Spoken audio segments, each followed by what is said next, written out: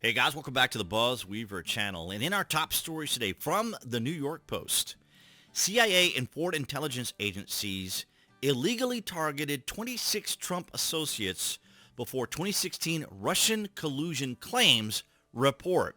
Absolutely astounding, what we have talked about here on the BuzWeaver channel for quite some time.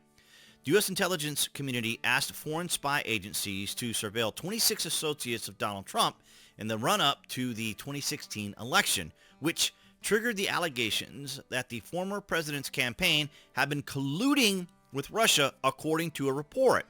Former CIA Director John Brennan identified and presented the targets to the U.S. intelligence sharing partners in the so-called Five Eyes agency, the intelligence gathering organizations in the U.S., United Kingdom, Canada, Australia, New Zealand, according to a report published Monday on Michael Shellenberger's public Substack.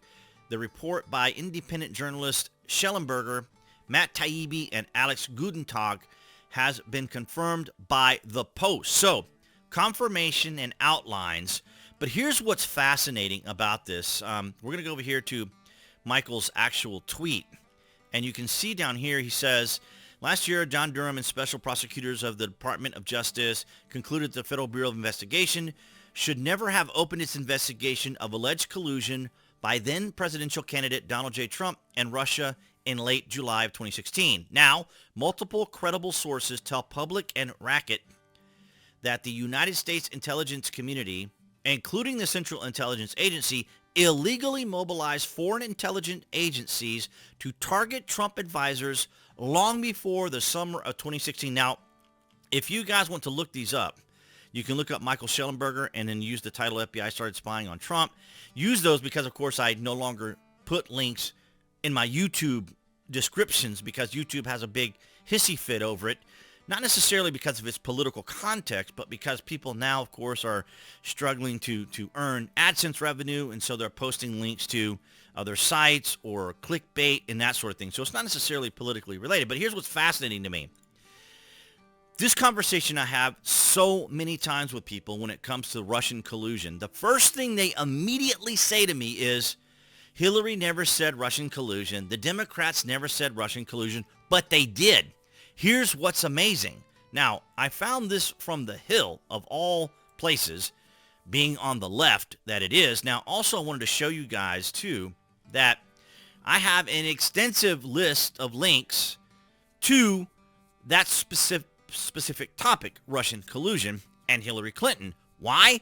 Because it is a common argument by the left that they say Hillary Clinton never said Russian collusion. Now, this is just a hang-up charge on their part, right? This is just them trying to find a way out of the argument.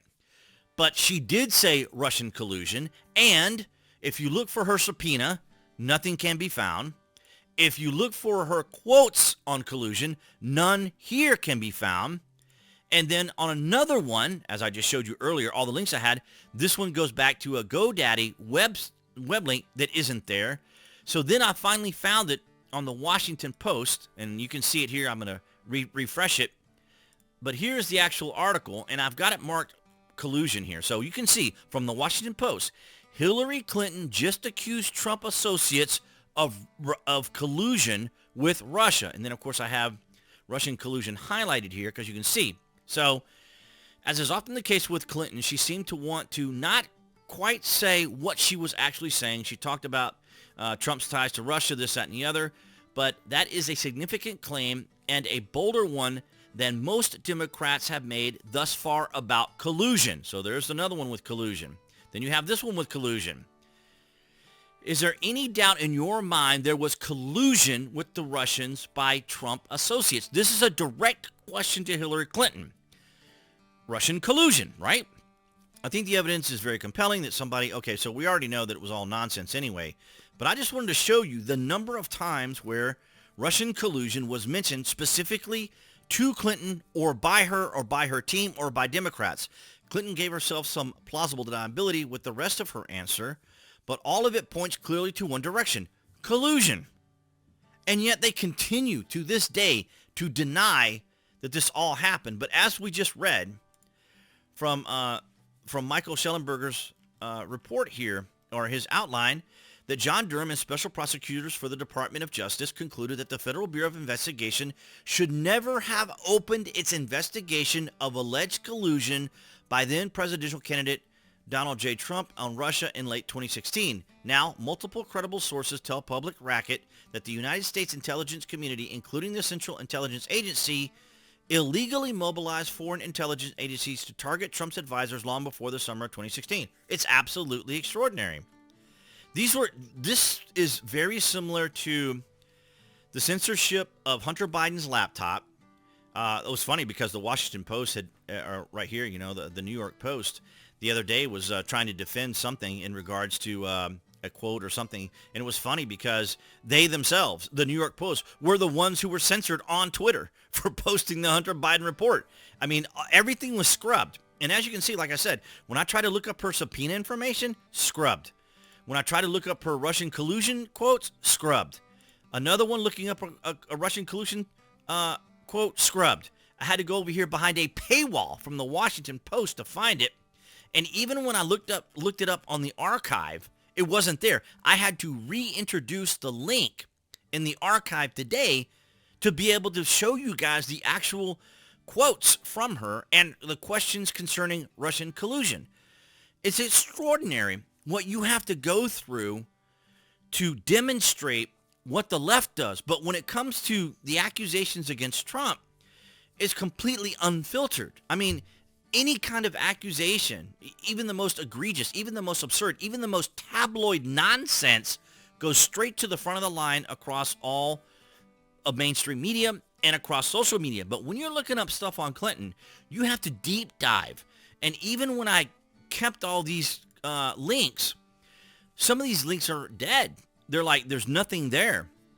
Even when I look for some of these on Twitter, they're dead. They're scrubbed. They're completely gone off the internet.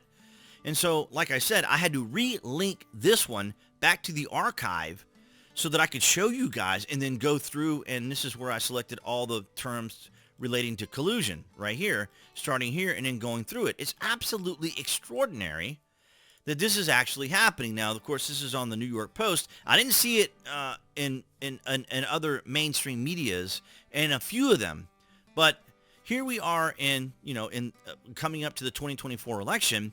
And there's a lot of questions going on, but I think a lot of this is still distractions as well. But Trump is the projected candidate for the Republican Party, for the GOP, without a doubt. And we have next week, we have the South Carolina caucus where it should be painfully obvious to Nikki Haley that she is not going to be the candidate. It should be more, it's already obvious that she's not. But whoever's donating to her, the establishment uniparty, some kind of plan, something is going on where they think some kind of event may happen with Trump, or they may be waiting to see if just something suddenly happens to Trump. It's very difficult to say.